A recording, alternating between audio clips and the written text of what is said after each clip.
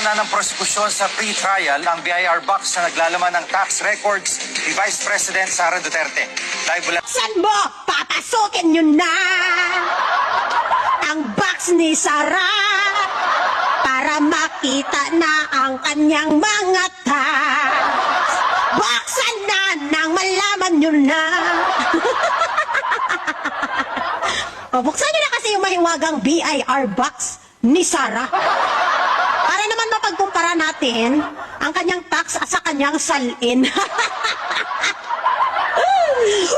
Ay, dapat lang nabuksan at ilabas ang BIR box dahil bahagi ito ng official record na magpapatunay kung meron ba talaga siyang unexplained wealth o wala.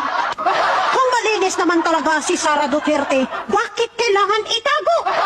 Bakit kailangan niyong pigilan? Bakit kailangan niyong tutulan? Sa impeachment, kailangan ang dokumento ang magsalita. Hindi puro technical objection ang nakaantala lang sa katotohanan. Karapatan po nating mga taong bayan na malaman ang katotohanan.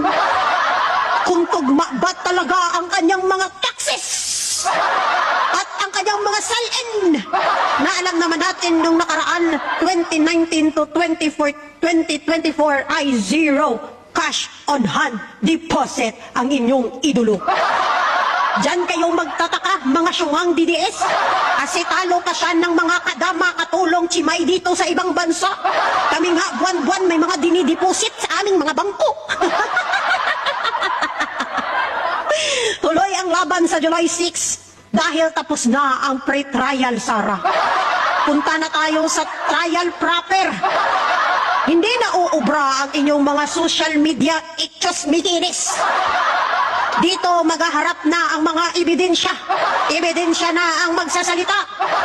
Hindi na pwede ang mag-vlog-vlog kayo. No?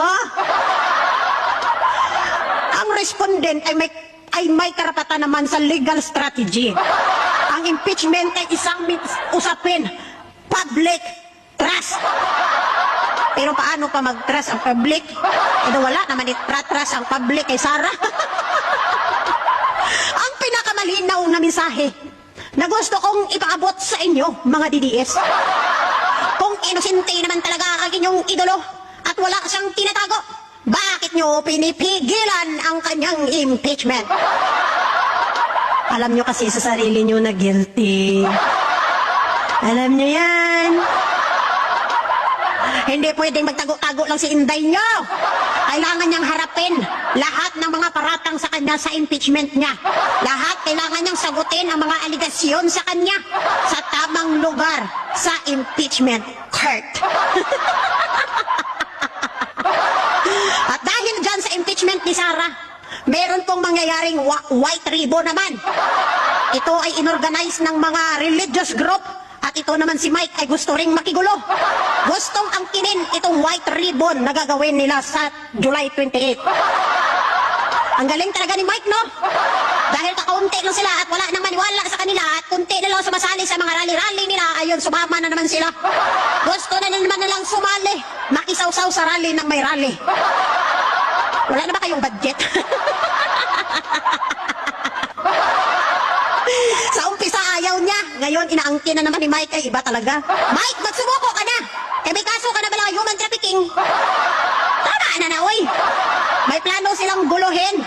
May plano silang angkinin ang rally ng United Religious Leaders. Nakakahiya. Nakakahiya. Bakit kaya hindi kayo gumawa ng sariling rally nyo? Bakit kaya hindi kayo gumawa ng sariling rally nyo, Mike? Magpadala na naman kayo ng bus, gamitin nyo yung bus ni Chavit. Manghakot na naman kayo ng tao papunta dyan sa labas ng Senado. Wala na ka budget? Nasaan na yung mga pira mo sa pagiging human trafficker mo? Naubos na ba? O naubos na ng mga malita boys? Sayang yung pira mo dun sa mga malita boys ba, no? Bugo man itong mga imo maging pangkuha ang mga aktor, oy. Kamali-mali ng script ba? Kaya nahuli tuloy-tuloy. So, tuloy ang impeachment ni Sara. Huwag nating kalimutan. Huwag po tayong katulog-tulog sa pansitan.